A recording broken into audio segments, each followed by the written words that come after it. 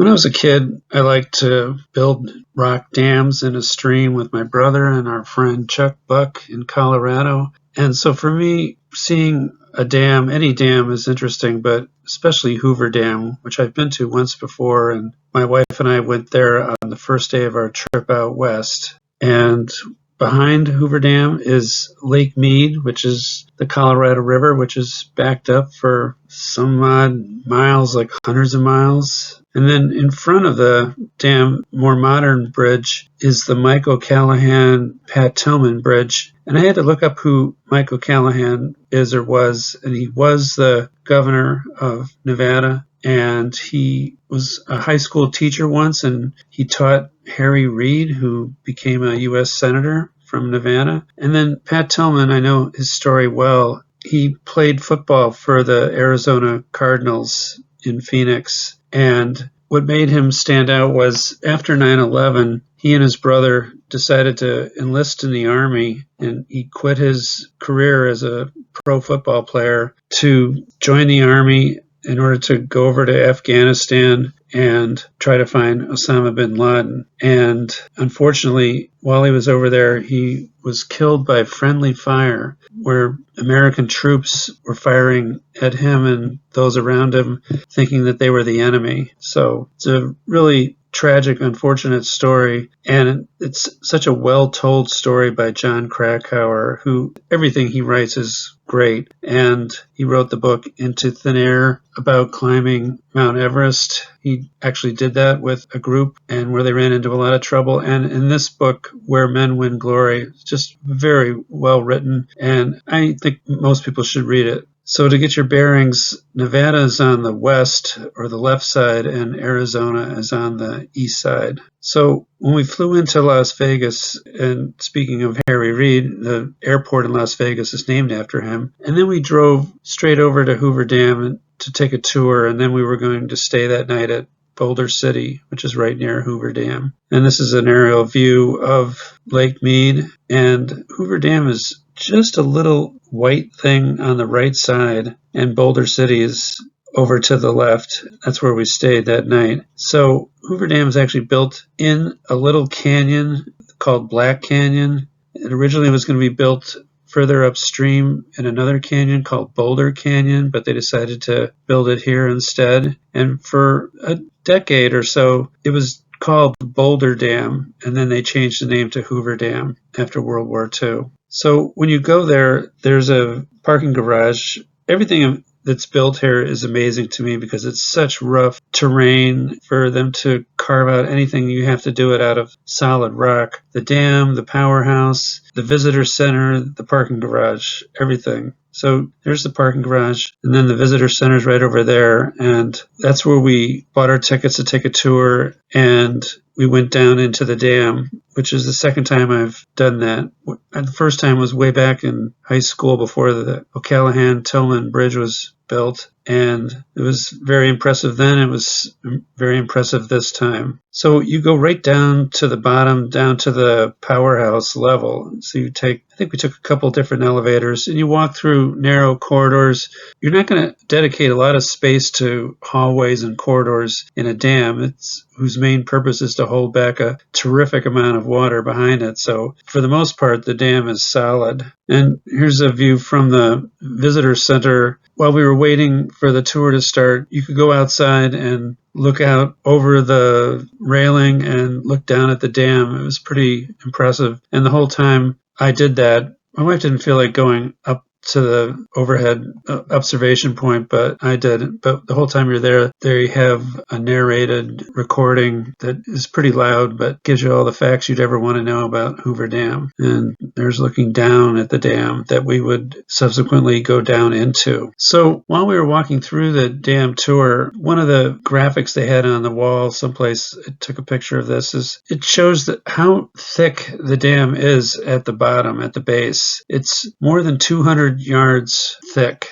at the base. So what you see up top, it looks like a thin, slender thing, but it gets really massive going down. And it's about as wide as it is tall. It's 726 feet tall and 660 feet wide at the base. So just to give you a frame of reference, that would be either 2 lengths of a football field plus, or maybe the entire length of the whole stadium and then going out into the parking lot. That's how thick this dam is at the base. Just massive. Here's a aerial view looking down, and it shows how the water goes through intake tubes and goes through what they call penstocks, and then they go through the generators to generate electricity that is then sent on to Las Vegas in Southern California. At one point, this was the most interesting part of the tour. You could walk through this long tube, and this picture is looking back at our tour group waiting in the hallway. Not everybody wanted to go through this tube, but I did. And it takes you out to the face of the dam. So here is like a louvered window, and you're on the downstream face of the dam. And that's the view you have with that bridge and over the canyon and the Colorado River heading down for the next dam that will back up water again. And I'll talk about that a little bit more later. So just to show you where we were at this point in the tour, we were right there in the middle. So we're getting our way down. And this is another picture that was on a wall as we were walking through. This is what the canyon looked like before they built the dam, aptly called Black Canyon. Rock is very black. So you get all the way down to the bottom, and then they will show you the generator room. This is the one on the Nevada side. There's another one on the Arizona side. And it's just amazing to me. It looks like it's all very well organized and everything, but it was so difficult to build this in the location that it's in. And they have an overhead crane that can lift out a whole generator or parts of a generator to fix it and replace it. Just an amazing feat of engineering and construction. And this is a little used tube. It's only used when the water gets so high, and that's a very rare thing. It gets so high that they need to allow it to go downstream.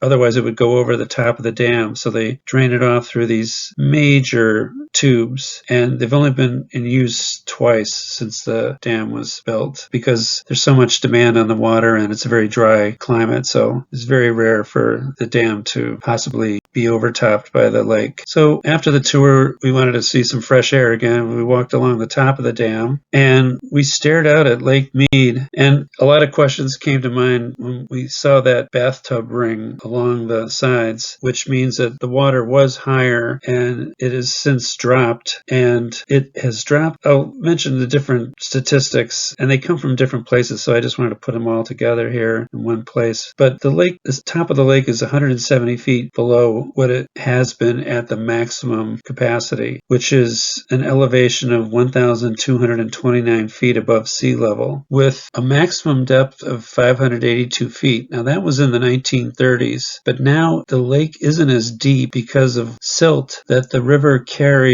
and deposits in the reservoir because it backs up behind the dam. So now the maximum depth is roughly 500 feet or so after 90 some odd years of being in existence. So if things continue, at some point the reservoir will fill up with silt, and then it'll have to be dealt with, but that could be hundreds of years from now, or they're never quite sure. There's all these different theories. Maybe the rate of sediment buildup will accelerate, or maybe it'll just continue at a level pace. One thing is this lake, Lake Mead, which is the largest reservoir in the United States, it would fill up with sediment way faster, but for another dam that was built further to the north on the Colorado River called the Glen Canyon Dam. So that backs up a reservoir nearly as big, Lake Powell, and the sediment is trapped behind that dam. So that's slowed down the rate of sediment buildup in Lake Mead and behind Hoover Dam. But now there's like 60 to 90 feet of Colorado River mud at the base of the dam. And where the river first enters Lake Mead, they estimate that the sediment is now 250 feet thick. So it's a lot of sediment. if you've ever seen the Colorado or been on the Colorado like I have, it's a very muddy river. It's carving out canyons, so it's carrying a lot of silt and dirt in it. You could still dip your cup or whatever in the water and drink it, but it's full of minerals, but otherwise it's very clean. So the reason the sides of the canyon wall here are white is due to calcium carbonate and salt. There's a lot of salt out west because it used to be underneath a vast ocean back in the day. So there is a salt buildup too. So anyway, the depth of the reservoir now is 412 feet. And this is a graphic from the National Park Service, and they say it's not to scale. I think it's pretty close to scale, probably. This is if you were looking from the face of the dam into the reservoir, how much the sediment is building up. So it looks like it still has a long ways to go, but that could increase as more and more sediment is deposited. Maybe it starts slowing things down more and more. So it's just something that is true with every dam, but especially ones out west where the rivers, especially the Colorado River, carries a lot of sediment in it. So when the reservoir is full, as I mentioned, the elevation is 1,229 feet above sea level, and the current elevation is 1,060 feet. And they actually think it'll go up a little bit this year because they had a lot of snow this past winter, the winter of 22-23, and the snow in the Rockies is what melts and then goes into the Colorado River system and comes downstream. So they're actually getting a little bit of a reprieve this year. And there was very heavy snow in California and the Sierra Nevadas too. So here's some other elevations to note. So the elevation last year was 1,041 feet. So it's gone up 19 feet from last year, and it's supposed to go up another 5 feet by the end of the year. So that's a 24-foot rise. So at the elevation that it's at now, around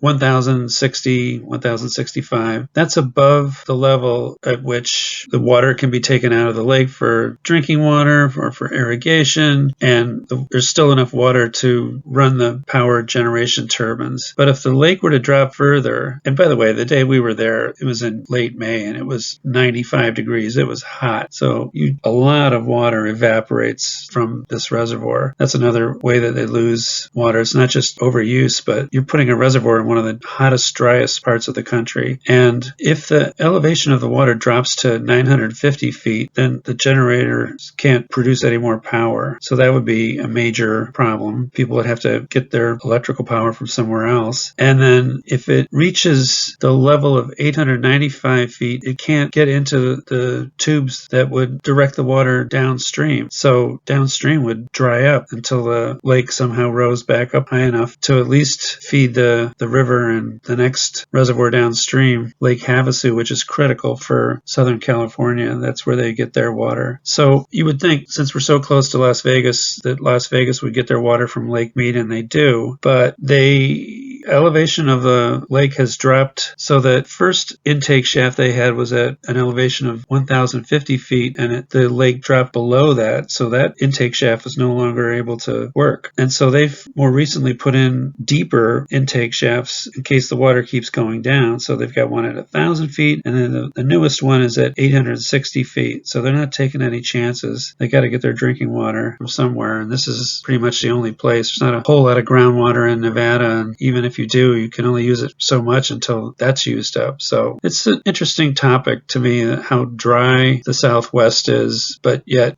people keep moving to the Southwest. So as I mentioned, the Hoover Dam is part of a dam system, and as I mentioned, the dam further to the north is Glen Canyon Dam, which is opened in 1966, and behind that is Lake Powell, which, by the way, these lakes, they don't look so much like lakes. It's more like a widened river, Colorado River, but the Glen Canyon Dam is, as I mentioned, holding back sediment.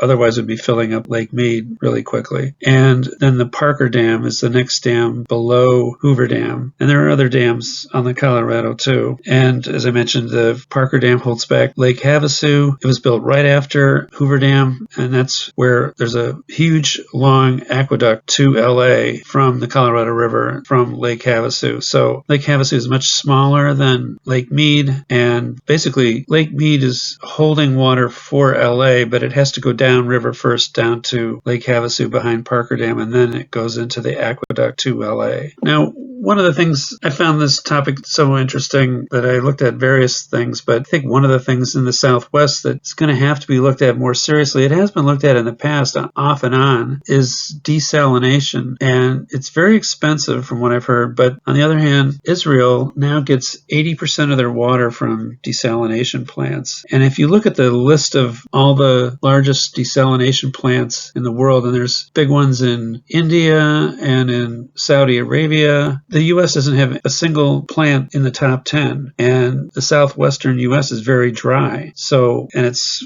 growing very quickly. So it's something that's going to have to be taken more seriously. And then also the power that comes from Hoover Dam, it was significant, because I might get it wrong. It's only a percentage of all the homes in the Southwest. So there's a lot of other ways that power is being produced for Southern California, Nevada, Arizona, and Utah. And a lot of it is from natural gas burning plants. So that's where a lot of the power comes from. And people want to get off that. But what's the alternative? Well, hydroelectric, I think they've done pretty much everything they could do to produce more power from hydroelectric. And of course, you think of solar. And one factoid I found interesting is that they put floating photovoltaics over the surface of Lake Mead. It would do two things. If you only covered 6% of Lake Mead, it would generate as much power as is generated by Hoover Dam. And I think that's pretty significant. And also, if you put the photovoltaics on top of the lake, that would decrease the evaporation. So that's something that's going to have to be seriously looked at. A lot of things have to be seriously looked at, and the future is not that far off, but people have been talking about this since the 60s, 70s, and 80s, so this issue's been around for a long time. So I found a couple of books that deal with this issue and read them both, and they're both excellent books. I mean, they're proof positive, just like with John Krakauer. The authors here, Mark Reisner and John McPhee, it really proves that Americans can write, and really write well. These books I can't recommend them highly enough. 10 out of 10 for all three books I'm mentioning here. But they talk about, the impacts. A lot of the thoughts I had, and some I've never even thought of, were brought up in this book. I didn't know that the level of salt could affect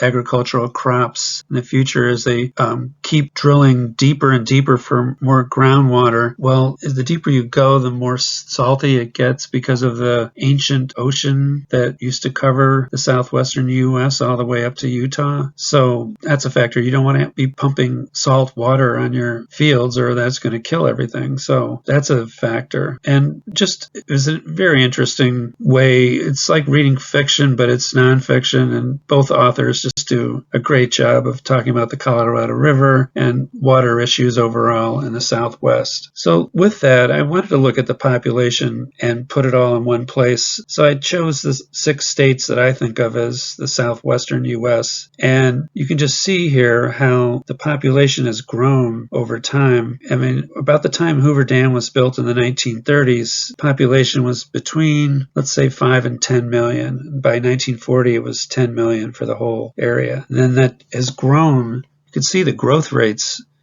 By 1970, it had grown to like 26.5 million. And now we're at the point of like 61 million, and it's gone up even since 2020. So there's 51 million people that have been added to the Southwest since Hoover Dam was built. So Hoover Dam thought, they knew that there was going to be growth, but I don't think anybody expected there to be this much growth. Just people just keep coming and coming. And then especially one thing I noticed was the growth rate in Nevada and Arizona. Now, granted, Nevada started off the smallest population in 1940, and there were only 110,000 people in the whole state. But now it's got up to more than 3 million. And Arizona, too. At one time, it was less population, much less than Colorado. It's 500,000 versus 1.1 million in 1940. But it's passed up Colorado and is leaving it behind. So there's more than 7 million people in Arizona now. People just keep moving to the hottest, driest state. And the other states have grown too. So I just did a rough forecast of what the population could be in the not too distant future.